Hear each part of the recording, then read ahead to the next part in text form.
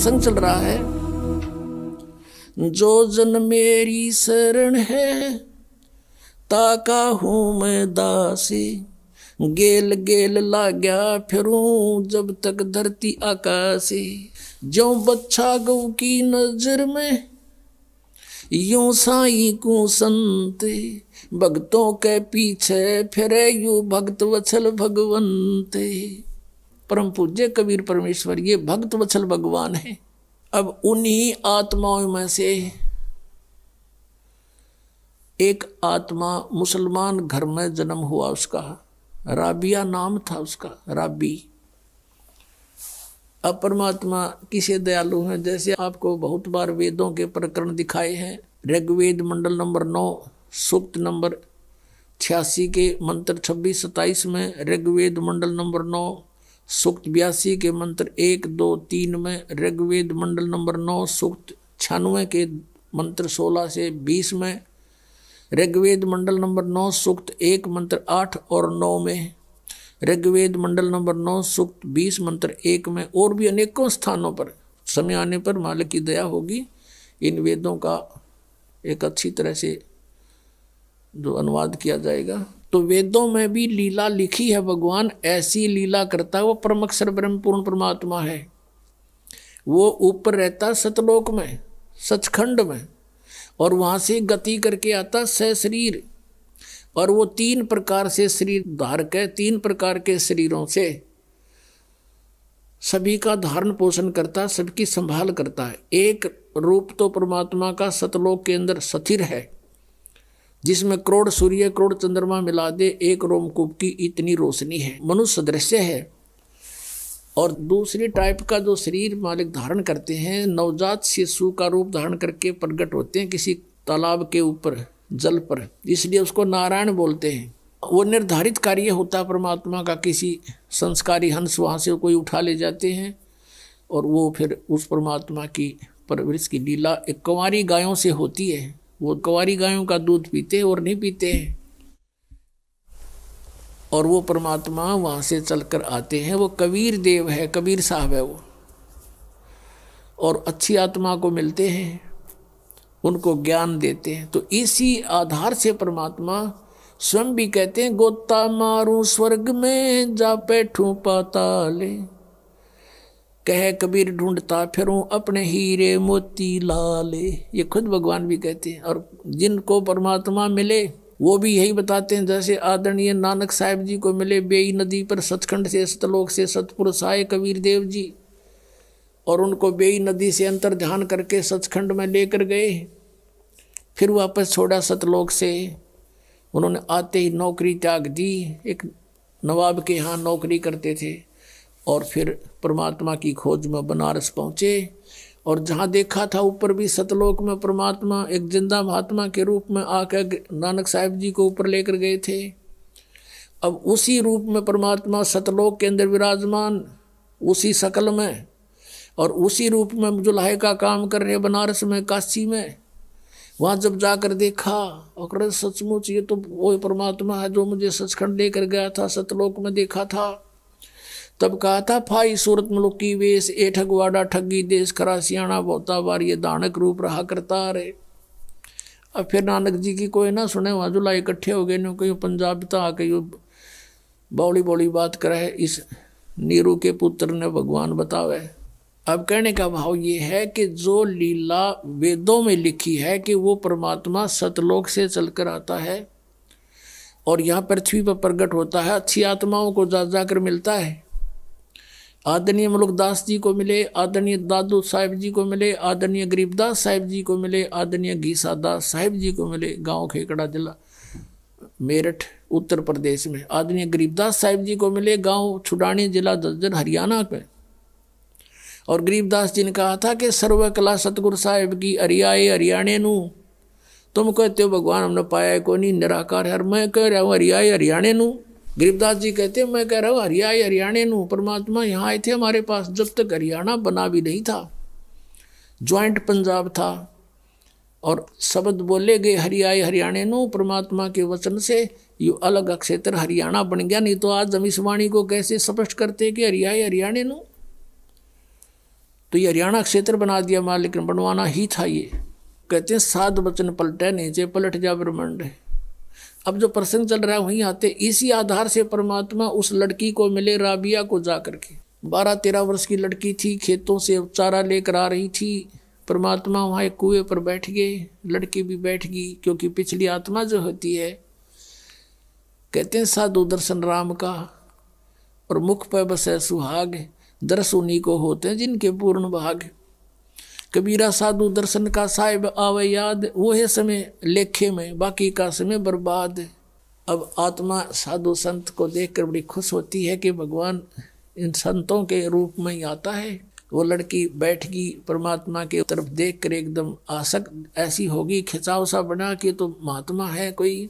तो उससे प्रश्न किया कि आप कौन हो, कहाँ से आए हो? तो परमात्मा ने कहा बेटी मैं अल्लाह अकबर हूँ। अब लड़की ने सोचा अल्लाह अकबर है आप सचमुच? हाँ मैं बेटी मैं खुद खुदा हूँ। तो कहने लगे आप यहाँ किस लिए आए हो? कि मैं आपके लिए आया हूँ बेटी, आप साधना गलत कर रहे हो, आप सच साधना कीजिए। आप जो मुसलमान धर्म के अंदर साधनाएं करते हो ये साधनाएं पाप की हैं, मांस खाते हो हैं, तुम ईद बकरीद मनाते हो, ये साधनाएं अच्छी नहीं है तुम्हारी। वो कहने लीजिए हम नमाज करते हैं। नमाज तो अच्छी बात है, वो तो प्रार्थना है प्रभु की, लेकिन करती किसकी हो? अब किसी की एप्लीकेशन लिख कर चल पड़े, नाम अगले का लिखा नहीं कि किसको देनी है, किसी डीसी को देनी है या कमिश्नर को देनी है, नाम की तरह लिखा नहीं, साहब लिख दिया ऊपर, अल्लाह कहो साहब कहो, तो कौन सुनेगा तेरी एप्लीकेशन ने? या नमाज तुम करते भी हो तो तुम किसके नाम भेज रहे हो? ये क्यों? तो बेचून अल्लाह है, बेचून है, फिर तुम्हें क्या मदद करेगा? वो बेचून है तो निराकार है। तो लड़की वो तो मालिक कि सामने इस अज्ञान का कहाँ ठिकाना है। लड़की बहुत प्रभावित हुई, कहा बेटा तुम असक जन्म हो गए भटकत्या ने हैं, अब पिछले जन्म में मनुष्य थे तो अब मनुष्य हो गए, अगले जन्म में भक्ति ठीक ना हुई तो पशु बन जाओगे या मनुष्य भी बन गए, तो ये प्रोसीजर फिर शुरू तुम्हारा, ये कोई एंड है इसका?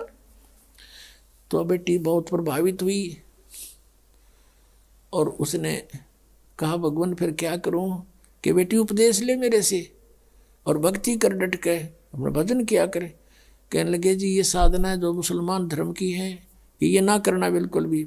जैसे मैं कहूँ ऐसे नमाज ये कर दो, मैं आपको बता रहा हूँ, भक्ति करते रहना और ये मांस मिट्टी नहीं खाना। जो बोले जी वो कंपलसरी कर देते हैं, नमाज भी करनी होती है कि नमाज भी कर लेना, लेकिन टेक का मत्था अपना यो मंत्र करती रहिए, बस हो गई नमाज। मिला जी ठीक है। तो उस लड़की ने उपदेश ले लिया, मालिक उपदेश देकर चले गए। इतनी प्रेरित होगी ज्ञान से, उसने फैसला कर लिया कि मैं विवाह नहीं कराऊंगी और अपना मोक्ष कराऊंगी। अब उसी दौरान घर वालों ने क्या किया, भाई लड़की युवा होगी इसकी शादी तैयारी करो।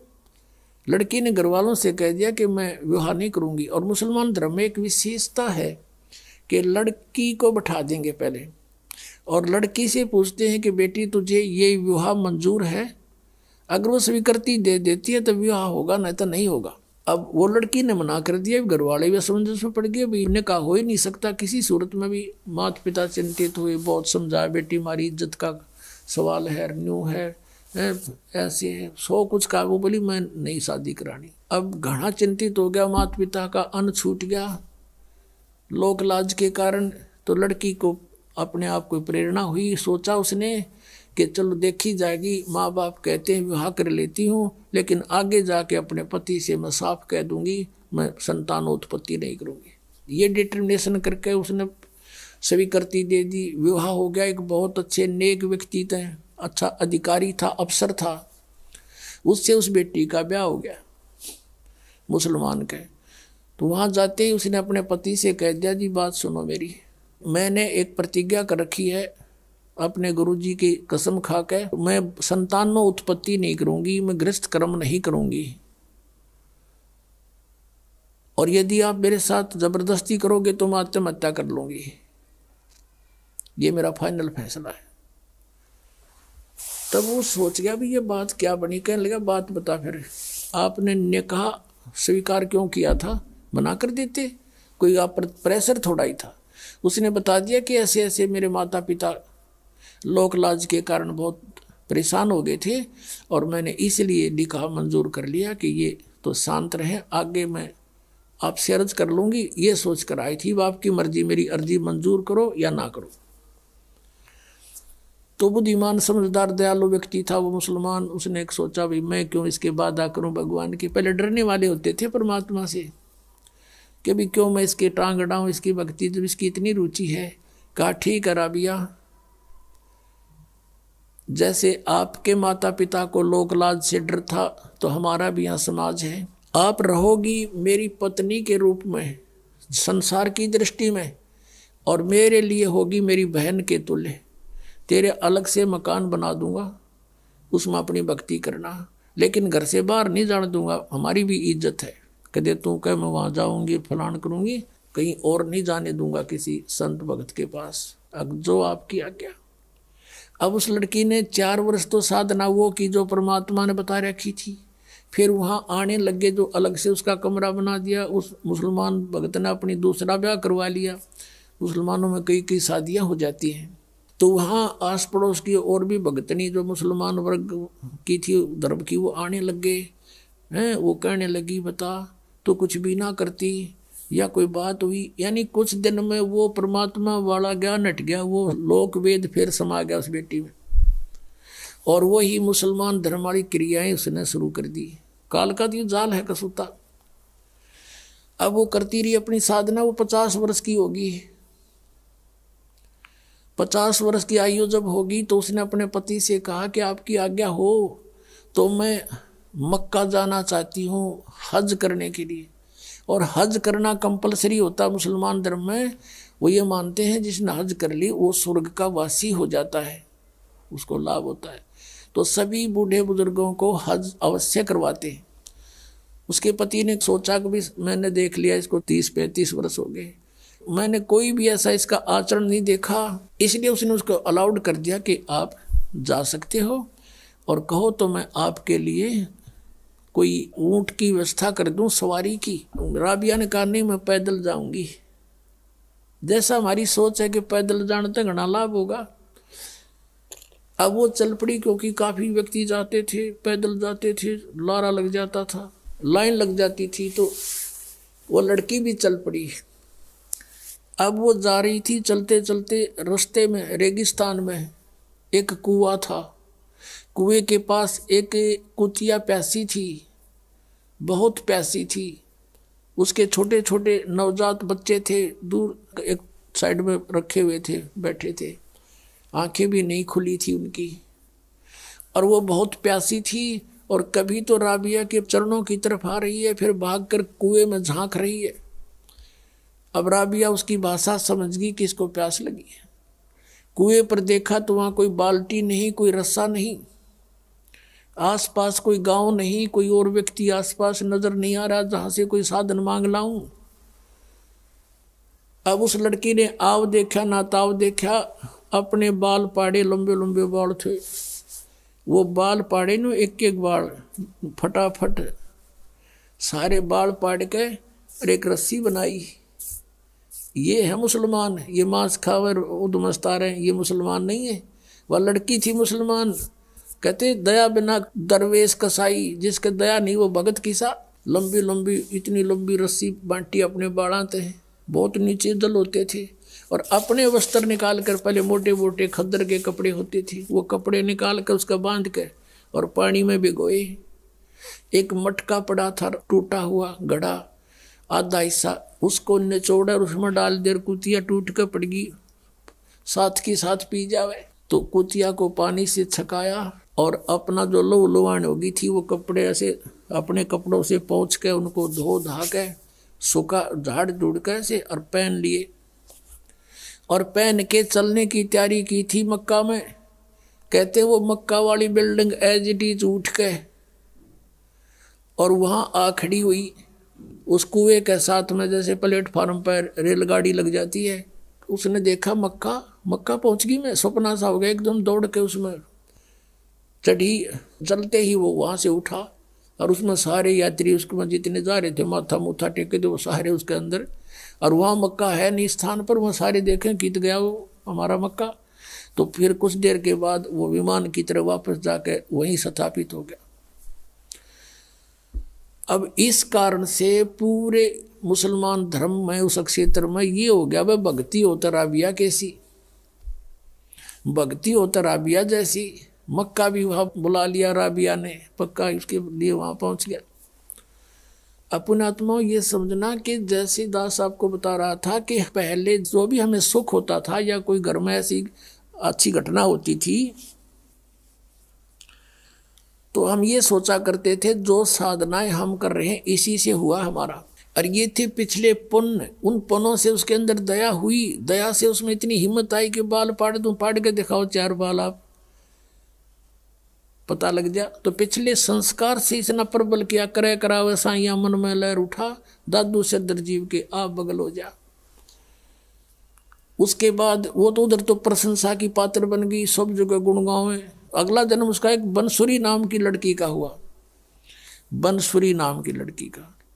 और उसने फिर इतने राग रूग गाए, यानी वो डांस डूंस करने वाली जो ये होती ना लड़कियां, उसका जन्म हो गया। लेकिन आस्था भगवान की फिर भी, तो वो मक्का में गई और उसने ये सुना था कि अभी मक्का में जिसकी मृत्यु हो जाती है वह सीधी भिष्ट चली जाती है स्वर्ग में। अब पिछले संस्कार परमात्मा की भक्ति कर रखी, 4 वर्ष वो अंगड़ाई ले रहे थे, उसमें इतनी हिम्मत आवे थी। उस लड़की ने क्या किया कि मक्का में अपनी गर्दन काट दी। अब मोक्ष तो चाहिए, 50-55 साल की उम्र होगी थी कि मोक्ष चाहिए हमें, और मक्का में कहते मर जाता, वहाँ का लोक वेद दंत कथा है कि मक्के में जो मर जाता सीधा भ्रष्ट जाता है। तो उसने वहीं गर्दन काट दी और सब ने न्यू हो गया भाई, बंसुरी तो गई स्वर्ग में, बंसुरी सीधी गई स्वर्ग में, क्योंकि मक्का में उसने अपनी कुर्बानी दे दी। तो मुसलमान इसको कहते हैं जो अपनी कुर्बानी दे, बकरियां के गल काटे वह कुर्बानी है। वह तो कुर्बानी ले रहे हो तुम तो खून पी रहे हो दूसरों का। ऐसे ही हिंदू लोग करते हैं, बकरियां चढ़ाते हैं माता के, माता वो बकरे खावेगी, काजू खाओगी, किशमिश खाओगी, वह तो जलेबी खावेगी। इस गंद ने कौन खावे, आप पे खा बनाओ और आप पे खाओ और माता के सिर लावे। अब उसके बाद उसका जन्म हुआ एक शेख तकी नाम का मुसलमान पीर था, राजा सिकंदर लोधी का, दिल्ली का बादशाह एक सिकंदर लोधी राजा हुआ है। वो बहलोल लोधी का पुत्र था, बहलोल लोधी नाम का एक राजा हुआ है, वो भी दिल्ली का बादशाह था। तो सिकंदर लोधी का वो धार्मिक गुरु था। सिकंदर लोधी को बहुत भयंकर रोग हो गया था जलन का, कहीं पर भी जंतर से मंत्र से किसी ट्रीटमेंट से उसको कोई राहत नहीं मिली थी। तो परमात्मा कबीर जी के आशीर्वाद मात्र से सिकंदर लोधी स्वस्थ हो गया था। और उसके बाद वो परमेश्वर कबीर देव जी की बहुत इज्जत करता था, उनको बहुत आदर देता था। जो धार्मिक उसका गुरु था मुसलमान शेख तकी, वो कबीर जी से ईर्षा करने लग गया कि तेरी रोजी रोटी जावेगी। राजा का ज़्यादा इसमें प्रेम बढ़ गया। वजीर और फकीर आपस में ईर्षा करे बिना रहा ना करें, तो बहुत ज़्यादा ईर्षा करने लग गया। उसने सोची कबीर जी को नीचा दिखाऊं, अब किसी तरह कबीर जी को ऐसा राजा की दृष्टि से गिरा दूं इसको। ऐसे अवसर की खोज करने लगा। एक दिन राजा सिकंदर लोधी कबीर परमेश्वर जी को साथ लेकर काशी से लौट रहे थे, बनारस से दिल्ली आ रहे थे। शेख तकी भी साथ था। एक दरिया पर पड़ाव डाला रात्रि बिताने के लिए। तो उधर से शेख तकी ने अपना बेरुखी दिखाई राजा के प्रति। राजा ने कारण पूछा तो उसने बताया कि तूने तो अब मुसलमान के छोड़कर हिंदू गुरु बना लिया, सारे मुसलमानों को कह दूंगा राजा मुसलमान नहीं अब हिंदू हो गया है, ये काफिर हो गया है। राजा को पता था कि इसने एक बार मुसलमानों को कह दिया सब मेरे से विमुख हो जाएंगे, मेरा राज्य जाएगा, सब इसकी मुट्ठी में है, तभी उसको साथ रखता था। सिकंदर लोधी शेख तकी को इसलिए साथ रखता था कि कम से कम इसका मुंह चुप रहे, ये ठीक रहा रहे और सब समाज मेरे साथ रहे मुसलमान। राजा को बड़ी चिंता हुई, परमेश्वर साथ थे अलग टेंट में। राजा से पूछा कि क्या कारण है, टेंशन किस बात की। सिकंदर लोधी ने सब कारण बता दिया। सिकंदर लोधी ने कहा कि इस प्रकार ईर्षा किए हुए है। कबीर जी बोले मैं वापस चला जाता हूँ। अग नहीं, आप नहीं जा सकते, कुछ भी हो। फिर सिकंदर लोधी ने फिर कारण पूछा कि आप कैसे प्रसन्न हो गए शेख तकी, कि मैं तब प्रसन्न होऊंगा तू जिसको भगवान कहता है, अल्लाह कहता है कबीर को मेरे सामने कोई मुर्दा जीवित कर दे। क्योंकि सिकंदर लोधी ने स्वामी रामानंद जी जो कबीर परमेश्वर जी के गुरुजी थे, उन्होंने कोई ऐसा अपशब्द कह दिया था मुसलमानों के बारे में सिकंदर लोधी को रामानंद जी ने, तो सिकंदर लोधी ने रामानंद जी की गर्दन काट दी थी। और वैसे लोगों की दृष्टि में, संसार की दृष्टि में तो कबीर जी के गुरुजी थे रामानंद, लेकिन रामानंद मानते थे कबीर जी को गुरुजी अपने हृदय से, लेकिन एक मर्यादा बनाए रखने के लिए वो गुरुजी बने हुए थे। तो सिकंदर लोधी ने जब गर्दन काट दी तो कबीर परमेश्वर जी ने स्वामी रामानंद जी को तुरंत जीवित कर दिया था वही सिकंदर लोधी के सामने। एक तो वो देखा अपनी आंखों के सामने भगवान की लीला, और फिर अपना जलन का रोग उसका ठीक हो गया। इस कारण से वो इतना प्रभावित हो गया था। और शेख तकी को भी उसने आकर ये बताया था, हे पीर जी ये तो अल्लाह का रूप आए हुए, मेरा दर्द ठीक हो गया, सारा रोग नाश हो गया। और ऐसे ऐसे इस रामानंद जी स्वामी ने हमारे मुसलमान धर्म के बारे में कुछ गलत बोला था और मैंने इसकी गर्दन काट दी, मेरे सामने जीवित कर दी। ये तो अल्लाह का स्वरूप है, ये तो खुद मालिक आए हैं। इस चीज तो चढ़ गया, इतना ईर्षा करने लग गया। तो उस दिन कहता है कि मैं जब जानूं मेरे सामने कोई मुर्दा जिंदा करे ये कबीर, नहीं तो मैं सब मुसलमानों को कह दूंगा कि राजा काफिर हो गया। सिकंदर लोधी ने कारण बताया कि शेख तकी ये कहता है गुरुदेव कि मेरे सामने कबीर जी कोई मुर्दा जिंदा करे, और नहीं तो सचमुच ये आग लगा देगा। मुझे ये चिंता का विषय बन गया। तब कबीर जी ने कहा कि कह दो इसको कोई मुर्दा ले आओगा, ला देखते हैं बन की बात है। अब शेख तकी से कहा सिकंदर ने, और वो कह रहे हैं कि लाओ कोई मुर्दा उठा के। कहने लगा मैं कहाँ से लाऊं, ऐसे कोई मुर्दा होगा जब देखेंगे। इतने में मालिक ने कहते हैं ओए है कि परमात्मा से अपने भगत का दुख इतना भी नहीं देखा जाता, एक सेकंड भी। कुछ ही मिनटों के बाद क्या देखते हैं कि एक लड़का मरा हुआ, मृत्यु के पश्चात जल प्रवाह कर दिया गया था। अंतिम संस्कार कुछ कबीले ऐसे हैं वो सवाह नहीं करते, ना जमीन में गाड़ते, वो जल प्रवाह कर देते हैं। वो लड़का अपना समय पूरा करके जल प्रवाह कर दिया था, मृत्यु हो गई थी, वो बहता हुआ आ रहा था। किसी ने बता दिया कि वो आ गया मुर्दा, वो आ गया मुर्दा। उसी समय सब इकट्ठे हो गए। तो परमात्मा ने कहा कबीर जी ने कि शेख तकी अब तू ट्राई कर ले, कदे बाद में नंबर बनावे। कहता मैं भी कबीर क्या ज़्यादा जानता है। तो शेख तकी लगा फू फा ठू ठा करने। उसने सोचा मैं कर दूँ तो मेरा नंबर बन गया। वो दूर चला गया मुर्दा, जल में बहता हुआ दरिया में काफ़ी दूर चला गया, कम से कम 500-600 फुट आगे को, 3-4 एकड़। तब सिकंदर को कहता शेख तकी कि ये न्यू चाव था कबीर कि किसी प्रकार ये मुर्दा आगे को चला जाए, इसलिए मुझे लगा दिया इसमें। ये कोई मुर्दा जीवित हो सकता है कभी? वो तो कयामत आवेगी जब होंगे। कबीर जी खड़े हुए और मुर्दा जैसे आगे बह कर चला गया था, वो शव बहुत दूर चला गया था, वहां से ऐसे हाथ किया, वो मुर्दा, वो शव वापस चल पड़ा अप स्ट्रीम में। जैसे जिधर से पानी बहकर जा रहा था वापस आ गया वो परमात्मा के पास। और परमात्मा ने कहा ये आत्मा कबीर हुक्म से इस मुर्दे में प्रवेश कर, जहां भी है वापस आ जा और बाहर आ जा तू 1 सेकंड में। उसी समय लड़का जीवित हुआ और कबीर जी के चरणों में आकर प्रणाम किया। बोलो सतगुरुदेव की जय। अब शेख तकी कहते दूने जो कहते हैं ना तेल पर छींटे लगे उसके और ज्यादा ईर्षा बढ़ गई कि जिसने जुल्म कर दिया ये तो और ज्यादा हृदय में समा गया। अब उस लड़के के बारे में कहा उपस्थित लोगों ने कि कमाल कर दिया, कमाल कर दिया, लड़के का नाम कमाल रख दिया। अब वहां से दिल्ली आ गए। अब शेख तकी ने सभी मुसलमानों को इकट्ठा किया कि भी राजा तो धर्म प्रवर्तित करने वाला है, ऐसे ऐसे काफिर को हिंदू को साथ रखता है, और कुछ करो भैया। ये मुसलमान कहने लगे बोलो पीर जी तुम जो कहोगे हम वही करेंगे। कि चलो राजा के पास। राजा के पास पहुंचे, हजारों की संख्या में लेकर सटराई कर दी उसने, तो प्रदर्शन कर दिया। राजा ने कारण पूछा।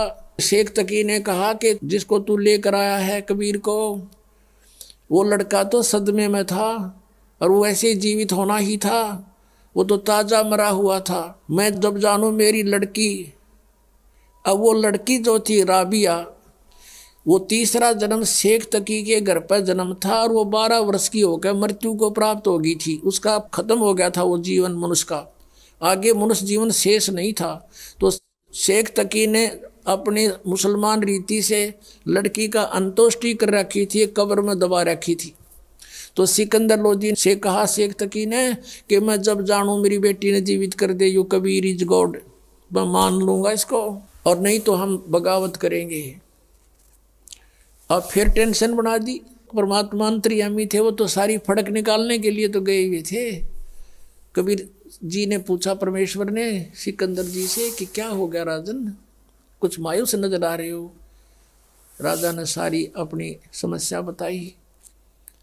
अब कहते हैं अपने भगत का दुख भगवान देख नहीं सकता।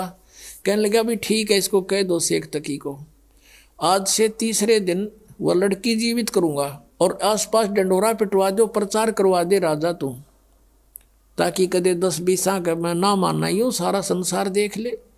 आसपास के मुनादी करा दी कि मुर्दा जीवित किया जाएगा। कबीर नाम के संत आ रहे हैं, बड़े महापुरुष पहुंचे हुए हैं।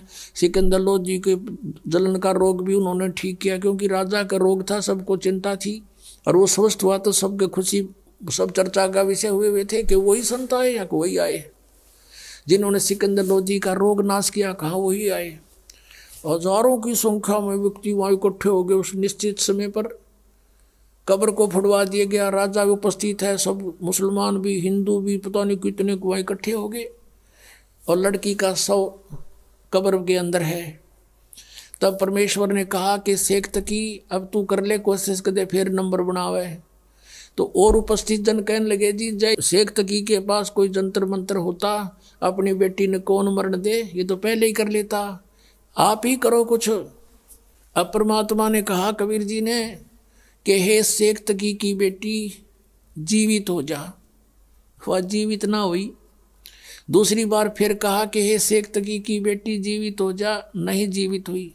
तो शेख तकी ने भंगड़ा पा दिया, नाचे कूद, देखो पकड़ा गया ढोंगी का ढोंग, देखो देखो कुछ नहीं हो सकता इससे।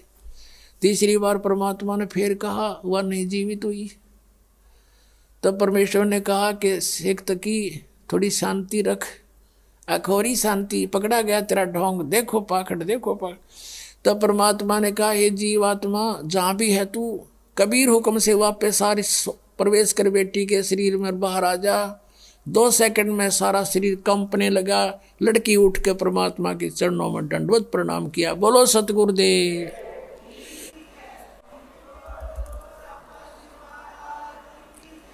तब सभी ने कहा कि महाराज ने कमाल कर दिया, कमाल कर दिया। लड़की का नाम कमाली रखा और अपनी बेटी के रूप में रखा। ऐसे ही कमाल लड़का जो जिंदा किया था 12 वर्ष का, सभी ने कहा कमाल कर दिया, कमाल कर दिया। तो परमेश्वर ने उसका नाम कमाल रखा, अपने पुत्र के रूप में अपने पास रखा, भक्ति दी।